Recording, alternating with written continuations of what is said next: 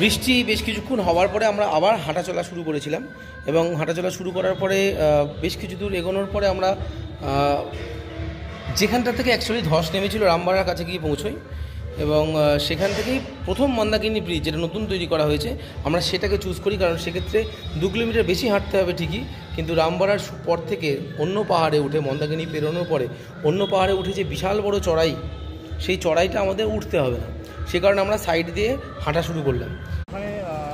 Friends, here you can see after a long journey of 5 kilometers, it's really troublesome. After that you just get some decline terrain, you know. Now it's a decline terrain and we need to go over there. দেখতে পেছনের পিকটা দেখা যাচ্ছে আদৌ? অনেকটা চলে এসেছি, হয়তো দেখা যাচ্ছে না। আরও ভালো জিনিস দেখাবো। পায়ের অবস্থা, কোমরের অবস্থা ভয়ঙ্কর রকমের খারাপ, অ্যাকচুয়ালি টায়ার্ড। তার মধ্যে বৃষ্টি হয়ে গেছে একটু আগে, বাট ঘোড়া করবো না, নিজের পায়ে যাব মহাদেবের কাছে। দেখা যাক। হর হর মহাদেব। বন্ধুরা, কেদারনাথ অবশ্যই আসো এবং এই রাস্তা দিয়ে যদি আসো, হ্যাঁ কষ্ট আছে অবশ্যই, ইজি হবে না, মহাদেব কত সহজে পাওয়া যায় না, কিন্তু ভিউজগুলো দেখো মন চাঙ্গা করে দেবে। এবং মন্দাকিনী নদী দেখতে পাচ্ছ, এখানে মন্দাকিনীর সাউন্ডও শুনতে পাবে, আর পেছনের স্পেকটাকুলার ভিউ। বরফ পড়ে যাওয়ার সম্ভাবনা ছিল, বৃষ্টি হয়েছে, বরফ হতে পারে, রাতের বেলা স্টে করতে হবে কেদারনাথে। তার সমস্ত ডিটেলস থাকবে সোম ব্যানার্জি অনলাইনে এবং ন্যাশনালিস্ট হিন্দিতে। ও আমার ফেসবুক পেজে। প্রতিটা মুহূর্তে মনে হবে যে আপনি পারবেন না, প্রত্যেকটা মুহূর্তে ঘোড়াওয়ালা বলবে যে ঘোড়া লেলো। প্রতিটা মুহূর্তে এক্সট্রিম ওয়েদার কন্ডিশন, বৃষ্টি থেকে শুরু করে বরফ পড়া থেকে শুরু করে ভয়ঙ্কর ইনক্লিন আর উঁচু খাড়াই রাস্তা বলবে আপনি পারবেন না।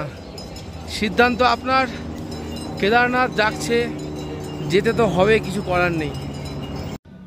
রাস্তায় অনেকক্ষণ দাঁড়াতে হয়, রাস্তায় দাঁড়ানোর পরে অনেকবার চা খেতে হয়, শরীর একদম দিচ্ছিল না। এমনিতে আমার একটা ছোটো করে ইউরিক অ্যাসিডের প্রবলেম আছে, যে কারণে না কোনো সময় যদি বসে পড়ি তাহলে মাসেলসের উপর খুব বেশি প্রেশার পড়ে যায়, এবং যে কারণে কি হয় যে আমার পক্ষে আবার নতুন করে চালু হওয়া সমস্যা হয়। তো বেশ কিছুটা হাঁটার পরে আমরা গিয়ে পৌঁছলাম, ওটা মনে হয় ছোটা লেন ছিল, তাই না? এদিকে আয়ুষবেগের যে আমার সঙ্গে আছে, হ্যাঁ, তো আমরা ছোটা লিঞ্চুলিতে যখন পৌঁছলাম তখন চা খেতে বসেছিলাম। আসলে তখন প্রথমে একটু বৃষ্টি শুরু হয়েছিল, বৃষ্টি শুরু হওয়ার পর থেকেই হঠাৎ করে টেম্পারেচারটা এতটা ড্রপ করে যায় যে মানে বৃষ্টি হওয়া শুরু হলো, তারপরে হঠাৎ করে বরফ পড়া শুরু করে গেল। এই যে বরফ পড়া শুরু হয়ে যাওয়ার সময় আমরা 45 মিনিট ওখানে বসেছিলাম, গরম গরম চা খেয়েছি, এবং ওই যে বসে পড়লাম, বসে পড়ার কারণে না এত বাজে পরিস্থিতি হয়ে গেল শরীরের, যে আমি যখন বরফ পড়ছিল তার ভিডিও যেখানে দিয়েছি দেখবেন। তো এরপরে রাস্তাটার অবস্থা হচ্ছে ঘোড়ার পায়খানা, কাদা, বরফের জল দিয়ে একদম এত বাজে হয়ে গেল যে ওখান থেকে ভালো করে হাঁটাও পর্যন্ত যাচ্ছে না। বৃষ্টি হচ্ছিল, টেম্পারেচার 0 নিচে নেমে গেছে হয়তো, ওই জন্য বরফ পড়া চালু হয়ে গেছে। বৃষ্টির সাথে সাথে বরফও পড়ছে কিছুটা, ভালো করে যদি লক্ষ্য করেন তাহলে দেখতে পাবেন। এইখানে ছোটো ছোটো কোনো কণা দেখতে পাচ্ছি না, কারণ নিচে বরফের সঙ্গে জলের সঙ্গে মিশে যাচ্ছে। যদি ভালো করে লক্ষ্য করেন তাহলে দেখবেন পাহাড়ের গায়ে দেখুন ছোটো ছোটো করে বরফ পড়ছে। কেদারনাথ এখনও পৌঁছতে পারিনি, বৃষ্টিতে আর বরফে আটকে। অলরেডি 8 ঘন্টা জার্নি হয়ে গেছে, 8 ঘন্টা ধরে হাঁটা হয়ে গেছে, তাও ভয়ঙ্কর বাজে অবস্থা, এক্সট্রিম ওয়েদার, তার মধ্যে যাত্রা চলছে, চালু থাকবে।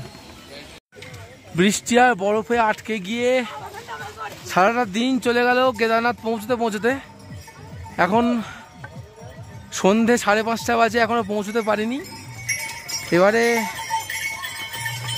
এখানে যে কৈলাস পর্বতের মতন একটা পাহাড় দেখা যাচ্ছে, জানি না আমাদের কেদারনাথ গিয়ে আদৌ সেখানে আমি লাইট দেখাতে পারবো কি না, দেখা যাক। আরও এখনও 5 কিলোমিটার বাকি, সামনে আরও অসাধারণ পিক আছে। টেম্পারেচার প্রায় মাইনাসের নিচে, কথা বলতে গেলে জল আটকে যাচ্ছে।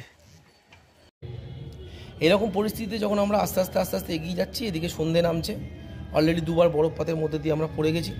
এবং ওপর থেকে যারা যারা আমাদের সঙ্গে গেছিলো তারা হঠাৎ করে ফোন করা শুরু করলো যে সোমদা আমরা ওপরে চলে এসেছি, অনেকটা এগিয়ে চলে এসেছি, যে তোমরা এখন কতদূর আছো। তো আমরা বললাম যে আমরা ছোটালিঞ্চলি বেরিয়েছি, কিন্তু তারপরে আমাদের বললো যে ওপরে খুব করে বরফবাড়ি হচ্ছে, মানে প্রচণ্ড বরফ পড়ছে, তো এখন যেন ওপরে না আসো। কিন্তু আমরা তো থামবার পারতো নই, আমরা তো বরফ পড়ছে তো পড়ছে, গায়ের মধ্যে রেনকোট টেনকোট সমস্ত কিছু চাপানোই রয়েছে। তো সেইভাবে আমরা আস্তে আস্তে আস্তে আস্তে হাঁটা শুরু করে দিলাম এবং আমরা এগোতে থাকলাম। বিকেল 5:30 নাগাদ, 5:30 বেজে গেছে, তখন আমরা প্রথম দেখতে পেলাম কেদারনাথ শৃঙ্গ। তো কেদারনাথ শৃঙ্গ যখন দেখতে পেলাম তার একটা ভিডিও সেখানে রয়েছে। Hello friends and followers of nationalist Hindu, for your information, this is the this is the Kedar peak, and we are quite